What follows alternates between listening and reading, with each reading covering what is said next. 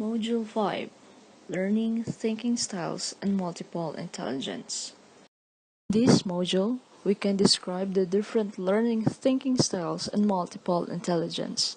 We can pinpoint our own learning thinking styles and multiple intelligence, and we can plan learning activities that match learners' learning thinking styles and multiple intelligence. One factor that brings about student diversity is thinking learning styles. Individuals think and learn in distinct ways. In any group of learners, there will always be different learning characteristics, particularly in the learner's manner of processing information.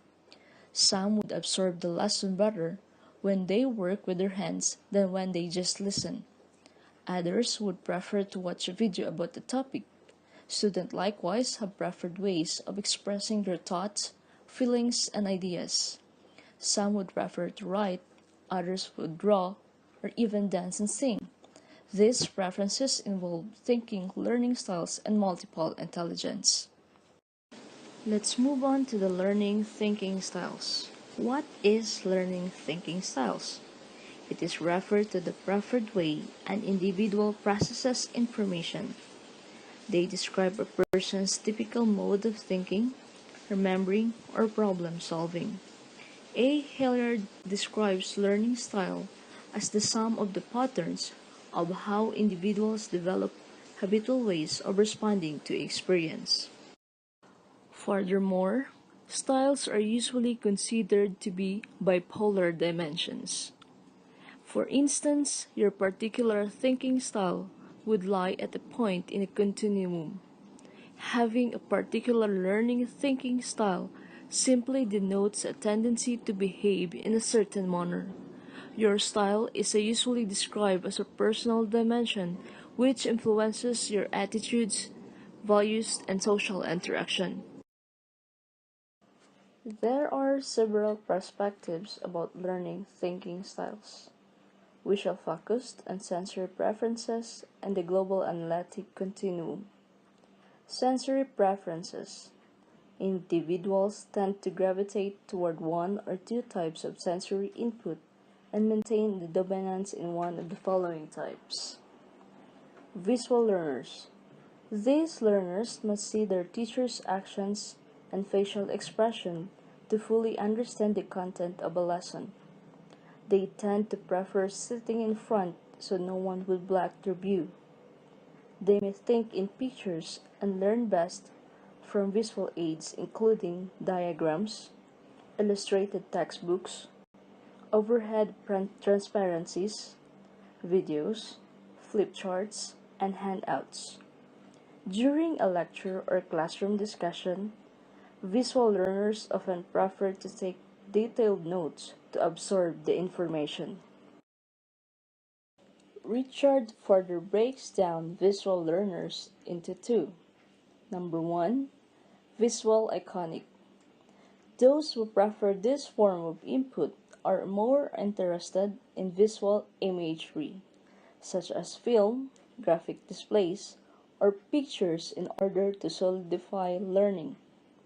They usually have good picture memory, also known as iconic imagery, and attend to pictorial detail. They would like to read a map better than to read a book. Number 2. Visual symbolic. Those who prefer this form of input feel comfortable with abstract symbolism such as mathematical formula or the written word. They would prefer to read a book than a map and would like to read about things than hear about them.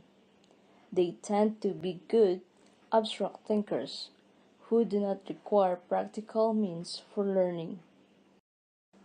The second type of sensory preferences is auditory learners.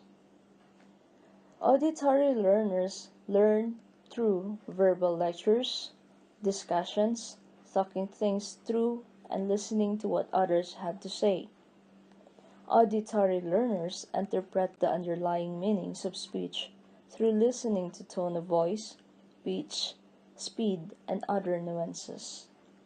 Written information may have little meaning until it is heard. These learners often benefit from reading text aloud and using a tape recorder. They can attend orally to details, translate the spoken word easily into the written word, and are not easily distracted in their listening ability. Auditory learners also fall into two categories. Number one, the listeners. This is the more common type. Listeners most likely do well in school, out of school too. They remember things said to them and make the information their own. They may even carry on mental conversations and figure out how to extend what they learned by reviewing in their heads what they heard others say. Number two, the talkers. They are the ones who prefer to talk and discuss. They often find themselves talking to those around them. In a class setting, when the instructor is not asking questions, auditory verbal processors or the talkers tend to whisper comments to themselves. They are not trying to be disruptive and may not even realize they need to talk. The third and final type of sensory preferences is the kinesthetic learners. Kinesthetic persons benefit much from a hands-on approach, actively exploring the physical world around them. They may find it hard to sit still for long periods. They may not benefit so much from the discussion or the written materials, and may become distracted by their need for activity and exploration. Those preferring this form of input move toward active sensory motor learning. They tend to prefer learning by doing, preferring the use of psychomotor skills to, say, abstract thinking skills. They tend to have good motor memory and motor coordination. The second perspective of learning and thinking styles is the global analytic continuum. Analytic. Analytic thinkers tend toward the linear step-by-step processes of learning. They tend to see finite elements of patterns rather than the whole. They are the three seers.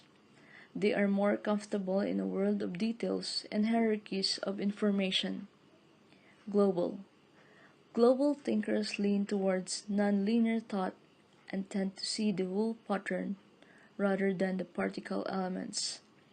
They are the forest seers, who give attention only to the overall structure and sometimes ignore details. Several theorists have tied the global analytic continuum, the left brain, right brain continuum. In accord with Rogers' Sparrow's model, the left brain dominant individual is portrayed as the linear or analytic, verbal, mathematical thinker, while the right brain person is one who is viewed as global, non-linear, and holistic in thought preferences. Both sides of the brain can reason, but through different strategies. In an individual, one side may be more dominant than the other. The left brain is regarded as analytic in approach, while the right is described as holistic or global. A successive processor or the left brain prefers to learn in a step-by-step sequential format, beginning with details leading to a conceptual understanding of a skill. A simultaneous processor or the right brain refers to learn beginning with the general concept and then going on to the specifics. Let's talk about multiple intelligences. The theory of multiple intelligences was first described by Howard Gardner in Frames of Mind in year 1983. Gardner defines intelligence as an ability or set of abilities that allows a person to solve a problem or fashion a product that is valued in one or more cultures. Gardner believes that different intelligences may be independent abilities. A person can be low in one domain area but high in another. All of us possess the intelligences but in varying degrees of strength. His most current research indicates that there are 9 distinct forms of intelligence. These are the details leading to children's learning that teachers should address in their classroom all the time. The 9 distinct forms of intelligence are the following. Number 1. Visual or spatial intelligence, or what we call picture smart. Learning visually and organizing ideas spatially. Seeing concepts in action in order to understand them. The ability to see things in one's mind in planning to create a product or solve a problem. Number 2. Verbal, linguistic, or the word smart. Learning through the spoken and written word. This intelligence is always valued in the traditional classroom and in traditional assessments of intelligence and achievement. Number 3. Mathematical or logical, or the number smart or the logic smart. Learning through reasoning and problem solving. Also highly valued in the traditional classroom, where students are asked to adapt the logical sequence delivery of instruction. Number 4. Bodily or kinesthetic, or the body smart. Learning through interaction with one's environment. This intelligence is not the domain of overly active. It promotes understanding through concrete experience. Number 5. Musical or music smart. Learning through patterns, rhythms, and music. This includes not only auditory learning, but the identification of patterns through all the senses. Number 6. Intrapersonal or the self-smart. Learning through feelings, values, and attitudes. This is decidedly effective component of learning through which students place value on what they learn and take ownership of their learning. 7. Interpersonal or the people smart. Learning through interaction with others, not the domain of children who are simply talkative or overly social. This intelligence promotes collaboration and working cooperatively with others. Number 8. Naturalist or the nature smart. Learning through classification, categories, and hierarchies. The naturalist intelligence picks up on subtle differences in meaning. It is not simply the study of nature. It can be used in all areas of study. Number 9. Existential or the spirit smart. Learning by seeing the big picture. Why are we here? What is my role in the world? This intelligence seeks connections to real-world understanding and application of new learning. It is important for teachers to use their knowledge about thinking, learning style, and multiple intelligences in planning activities to help their students to learn effectively. While researches on these typologies continue, it is clear that the teachers can no longer just teach the textbook, and it is sensible practice to teach each child according to his or her thinking, learning styles, and multiple intelligences. The following are the teaching strategies guided by the thinking, learning styles, and multiple intelligences. Number 1.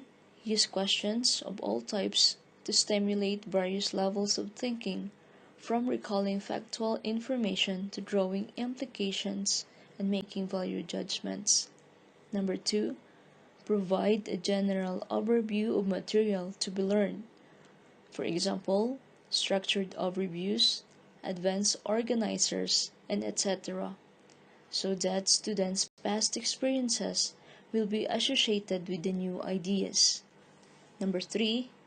Allow sufficient time for information to be processed, and then integrate using both the right and left brain hemispheres. Number 4. Set clear purposes before any listening, viewing, or reading experience. Number 5. Warm up before the lesson development by using brainstorming, set induction, and etc. Number 6. Use multisensory means for both processing and retrieving information. You need to write directions on the board and give them orally. Number 7. Use a variety of review and reflection strategies to bring closure to learning, like writing summaries, creating opinion, surveys, and etc. Number 8. Use descriptive feedback rather than simply praising, like for example, the example you provided is an excellent one